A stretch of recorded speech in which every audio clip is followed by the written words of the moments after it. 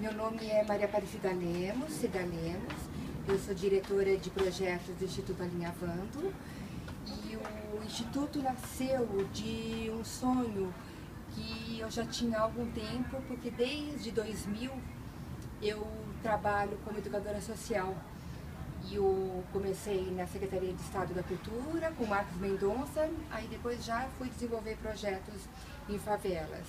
Aí depois de favelas passamos para algumas aldeias indígenas, algumas comunidades, inclusive de países africanos de língua portuguesa, os palopes.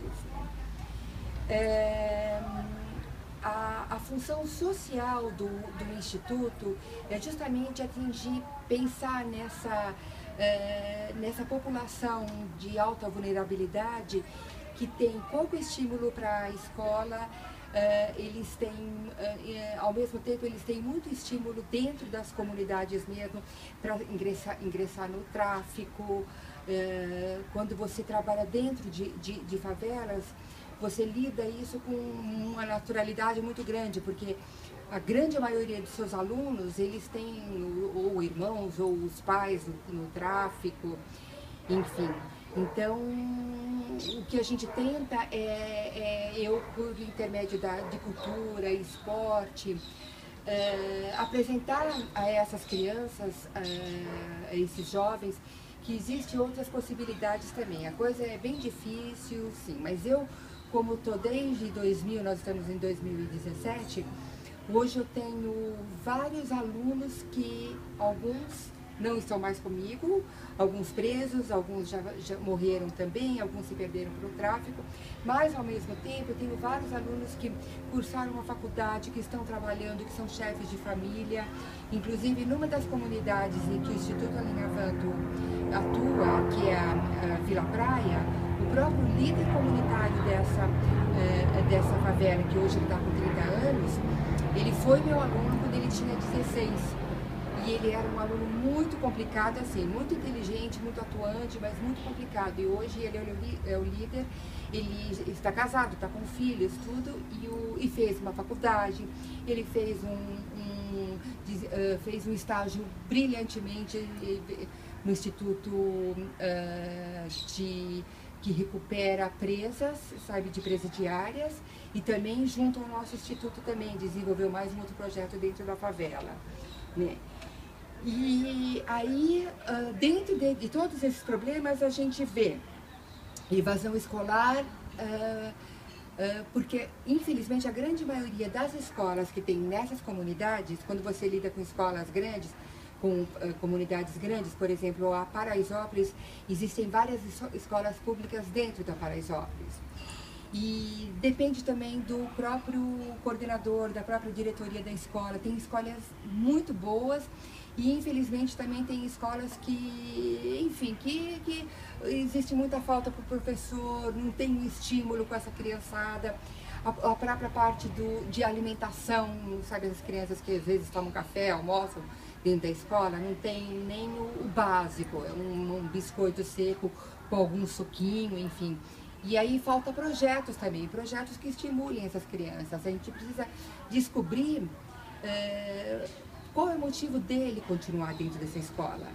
O que ele precisa? Então, além da galera toda, dos amigos, então se você desenvolver projetos lúdicos, projetos interessantes, hoje em dia a molecada está muito ligada na informática, de repente uma robótica legal, enfim. Isso eu acho que são desafios. Eu não dou aula em escolas, mas a gente tem as nossas parcerias com algumas escolas, então a gente vê como a coisa funciona melhor quando a própria escola meio que se preocupa mais com o próprio aluno, com a linguagem desse aluno. O que esse aluno está precisando agora, o que ele está querendo agora, né? Problema de bullying, infelizmente tem muito, mas não digo só no instituto, não só em pessoas de baixa renda, pessoas de periferia, de comunidades. Isso a gente está lidando diretamente com isso. Então, o que eu acho que ajuda, sabe, escancarar esse assunto. virar para os alunos e falar mesmo, por favor, quando você estiver sofrendo qualquer coisa, venha falar conosco, torne a público, sabe? Não leve isso para casa, sabe? Não leve porque, sabe, tudo, sabe, sempre machuca, sempre incomoda e às vezes é uma besteira tão grande. Enfim, a gente faz a reunião com os nossos coleguinhas mesmo, com os nossos alunos, aí um fica xingando o outro, falando isso, mas assim, para tornar quanto aquilo, às vezes de você chamar, e eu sofri bullying quando eu estava na escola, todo mundo me chamava de pau de vira-tripa. Então, de repente, uma coisinha desse assim, aí você fica com vergonha, de repente, até de, sabe, de deixar seu pescoço aparecer. E às vezes a própria família, os amigos não percebem isso. E a pessoa vai se retraindo, vai, enfim. E a partir do momento que você dá liberdade para essa criança, dá espaço para ele se expressar, para ele mostrar que aquilo está sendo... que está machucando, que está incomodando, e quando todos eles vão ter esse espaço, então ele fica mais à vontade de falar e também meio que breca isso, porque de repente o outro pega e chama o outro de gordo, e quando na verdade o que? Você é perfeito, você tem tudo, você não tem absolutamente defeito nenhum, e isso não existe, né? Então a gente procura mesmo escancarar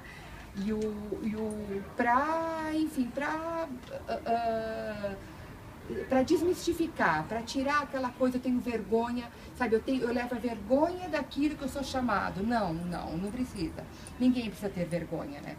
Você tem baita de um talento para isso, você faz parte do nosso grupo, a gente te acolhe, enfim. A violência dentro da escola, a gente lida muito, inclusive com violência dos pais mesmo. Sabe, você trabalhando em comunidades muito pobres, sabe, você lida com pais sem instrução nenhuma, sabe, às vezes a grande maioria não sabe nem ler, escrever e não pode nem, quando o filho chega com alguma lição de casa, não pode nem, enfim. E, infelizmente, existe o problema de droga, o problema de álcool, que às vezes recai sobre a criança mesmo. O pai bebe, bate na mãe, aí bate no filho também, aí de repente vira aquela coisa. O que a gente também não pode fazer muita coisa, nós não estamos dentro dessa família, né? E dependendo da família, eles ficam muito bravos de você ficar sabendo de alguma coisa que acontece lá dentro, né? Mas o que o Instituto tenta fazer? Além dessas parcerias com as escolas, trazer os pais também, sabe, para o Instituto. Sabe, a gente tem alguns cursos para as mães, a gente tem algumas palestras que a gente chama no final de semana para os pais, enfim, para cativar esse pai e essa mãe e de alguma maneira oferecer a eles, sabe, um curso de alfabetização, um curso para essa mãe, tratar aquela criança, sabe, com um pouco mais de respeito, ver os limites, mostrar para os pais que a criança tem valor, que a criança pode fazer muita coisa, que o castigo, a surra que eles falam, isso que infelizmente é muito comum, para ver até o quanto machucou o pai e a mãe e tá repetindo isso com os filhos também. Mas tudo isso assim é muito limitado, que você ao mesmo tempo não pode chegar com os dois pés no peito da mãe e do pai, né? Então tem que chegar devagarzinho, né? E aí o Instituto, como ele estimula, sabe, essas reuniões, essa troca de informações com escola, com família, justamente isso. A gente chega na escola e vê mais ou menos o que a gente poderia colaborar com isso. Por exemplo, final de semana a gente pode passar alguns filmes lá, que nós temos um espaço, né? Então a gente pega e seleciona alguns filmes, os filmes legais, sabe, animações, enfim, filmes que têm alguma mensagem positiva. E aí torna aquilo muito gostoso, muito tranquilo, leva pipoca, algodão doce, prepara aquilo como um evento, que como eles não têm muitas opções, e eles vão enxergar aquilo de uma maneira muito... E convida os pais também, e depois aí faz um debate, faz uma dinâmica com eles, faz uma expressão corporal com essas crianças, vê aquilo. Hoje nós temos uma gama muito grande de bons produtos, de bons filmes, de boas animações. sabe? Isso tanto para os pais como para as mães e também levar para as escolas também. De repente, algum assunto que ele está tocando lá, a gente apresenta e, enfim, isso complementa com ele. Sempre no trabalho, sempre você toda hora lembrando daquele assunto, cutucando a criança vai trazer resposta, sabe? Porque eles estão muito ligados agora, né? A continuidade na escola é uma luta mesmo, sabe? É um desafio muito grande, tanto para a escola quanto para a gente. E chega uma hora que você não tem como. O moleque acha que a escola é muito chata, sabe que de repente não traz nada para ele, tudo. E de repente o pai e a mãe já acham que, sabe, aquele moleque sabe ler. Tá com 14 anos, já sabe ler, somar um pouquinho, tudo, e não precisa. Sabe, ele não quis. E no fim vira, sabe, lógico, fica na rua e tem várias ofertas de tudo. Pode muito bem virar só um vagabundo que não faz nada, ou pode ir para o tráfico de drogas, ou se unir a alguma, ou o próprio drogado mesmo, sabe, consumidor de drogas, enfim. Então, o que a gente tenta é isso mesmo, sabe? É estimular, é passar, é estudar projetos que seguram as crianças desde os pequenos, com brincadeiras que a gente resgata até dos nossos mesmo, sabe? Um amarelinho, uma corda, jogos cooperativos, que não tem eu perdi, eu vou ganhar, eu vou jogar com você e eu quero ganhar de você, não. Alguma coisa que os dois têm que jogar igual para ficar bom para os dois, enfim, um frescobol é um dos jogos bem legais, uma peteca, sabe? Não pode deixar cair no chão, então a gente... Enfim, então essas coisas mesmo e algumas outras dinâmicas também que a gente consegue bons resultados, né? E agora, essa brincadeira que se coloca na brincadeira do bullying, o que é, sabe? De repente, você chamar uma pessoa... E ver se aquilo ela gosta, se ela não gosta, se aquilo está incomodando, se de repente se acostumou com aquilo, sabe? Eu tenho um aluno, eu vi vários, né? Mas tem um que era Bizunga, qual que era o nome, ninguém sabia o nome dele, era o Bizunga, né? Então, não, qual que é o seu nome? Meu nome é Marcos, você gosta do seu nome? Gosto. E do seu, todo mundo me chama assim. Você prefere que te chame com um nome ou com... E lá dentro do instituto mesmo, com os coleguinhas, já começar a estimular, não, Marcos, e não chamar ninguém pelo apelido. A não ser que ele goste muito daquele apelido, lógico, né? Tem apelidos que a gente adora. Tinha um menininho que era muito bonitinho, que era Nego. Então ele falou, eu adoro, porque eu acho que Nego, quando o pessoal me chama de Nego, parece que é uma coisa carinhosa. Eu falei, eu tenho mania de chamar todo mundo meu Nego, que é uma coisa carinhosa, né? Então tem aquela linha tênue para verificar com ele mesmo, como aquilo ou tá machucando, ou tá cutucando, ou ele gosta daquilo, sabe? E ele tem a resposta, sabe? A criança tem a resposta. E a atitude você que tem que tomar mesmo. Começa no seu grupinho. Aí, fala na escola, olha, é o seguinte, o Bizunga não gosta de ser chamado de Bizunga.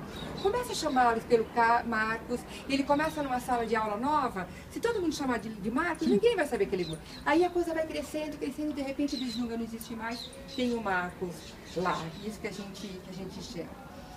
Olha, agora esses temas como homofobia, racismo, deficiências físicas, você sabe que é uma coisa muito interessante, você trabalhando em comunidades, em favelas, esse tipo de preconceito é muito menor.